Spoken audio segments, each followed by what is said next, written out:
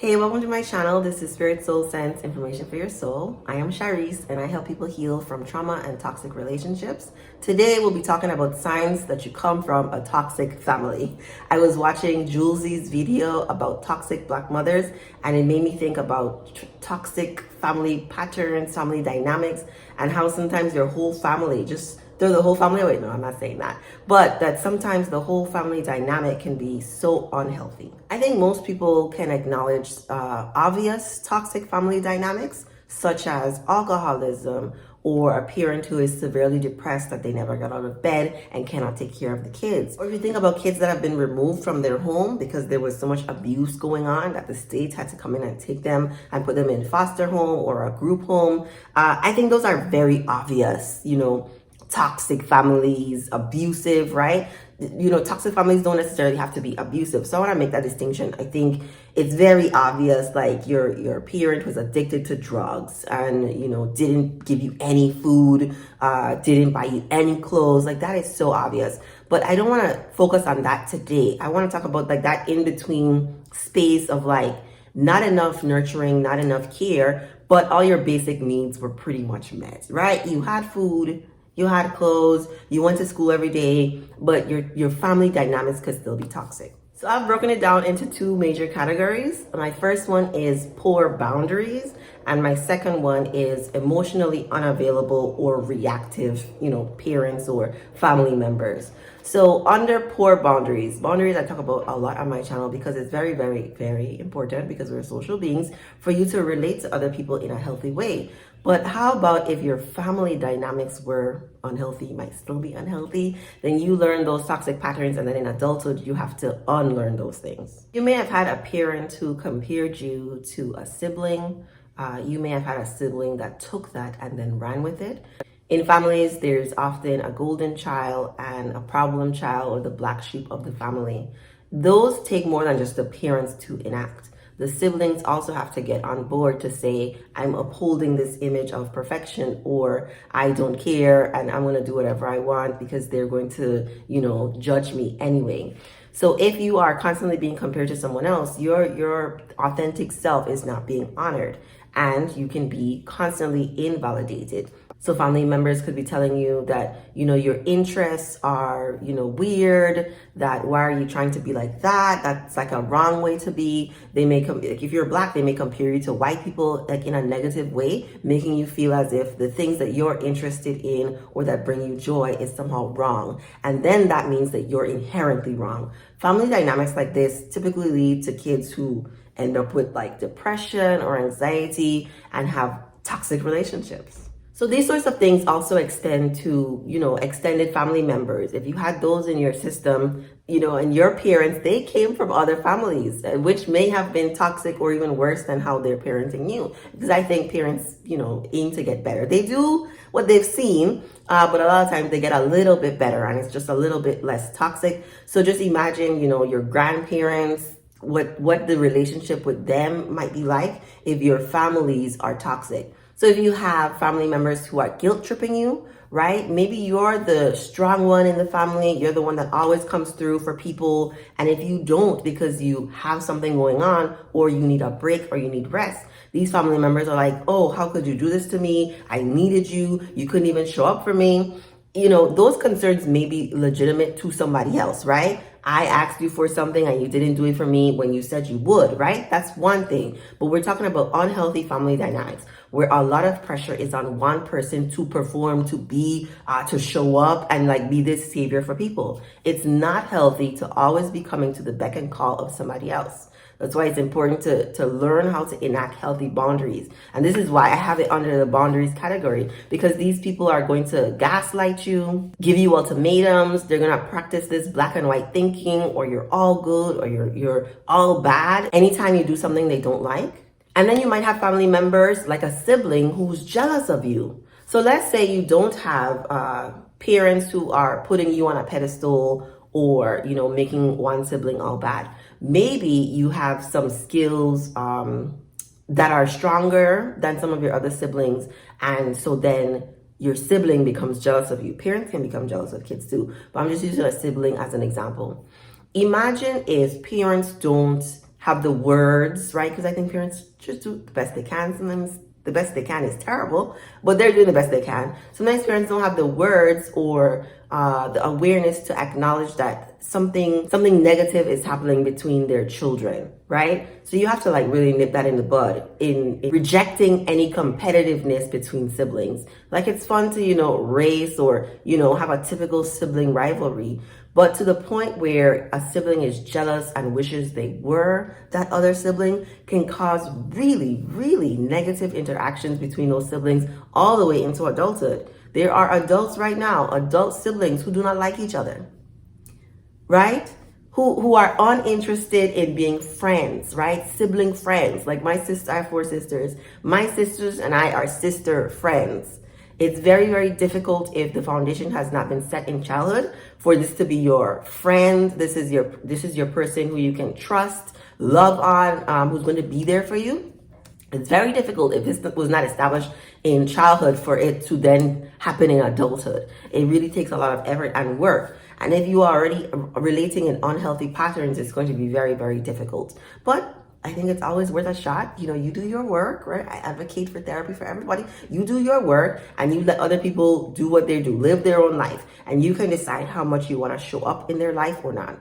Before I move on to the next section, which is emotionally unavailable or reactive, I want to encourage you to leave a comment for anything that you think I've missed, to subscribe to my channel if you enjoy the comments, and to give this video a like and a share if you're interested. Also, I want you to check out the description box because I have a link for a list of things that you can read to yourself and check off to see if it fits you and if you come from a toxic family. I think it will be helpful. I also have other wonderful links in my description box for you to check out. Okay, so emotionally unavailable parents or emotionally reactive, right? I'm classifying anger under emotionally reactive, leads to, some of the worst emotional outcomes for kids. Because imagine you feel like you have to walk on eggshells, right? So a sign of toxic family dynamics is you being at home. Home is supposed to be your safe space. You being at home and feeling like you have to walk on eggshells, feeling like you are afraid to upset someone, feeling like you always have to make sure you're saying the right thing just to not set somebody off. That's not healthy. That's not healthy. And it's one of the, they have a discussion about empaths. Are you an empath or are you traumatized? Or did you have to do a lot of work to figure out how other people are feeling to ensure that you were safe? I think it's a good question to ask, because I think a lot of empaths also attract a lot of narcissists. Attract and partner, not just attract. Empaths can attract anybody, but partner a lot of time with narcissists. That's why I say all the time, empaths, anybody who's partnered with a narcissist has their own healing work to do. And it's very, very important that you don't just look at that other person as, they did all this to me and I'm the victim, because that victimized mentality will lead you to just more suffering. So even if you didn't have a parent who yelled all the time or threw things, right? Maybe you didn't have a parent who hit anybody, right? There was no physical abuse, but there was sort of this terror that existed in the home. Like that's one sort of extreme of an emotionally reactive parent. I also think a parent who's severely depressed, they become emotionally unavailable.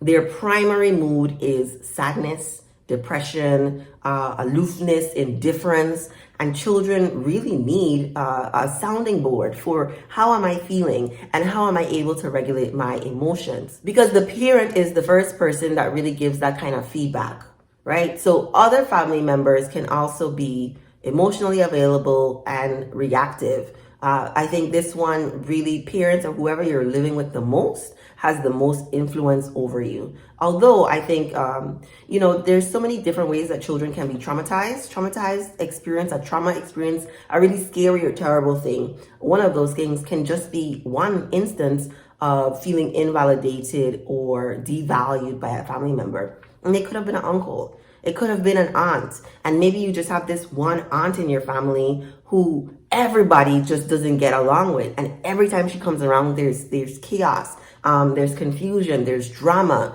Those words, chaos, confusion, drama, those are signs of toxic family patterns. So an emotionally unavailable parent doesn't really see you.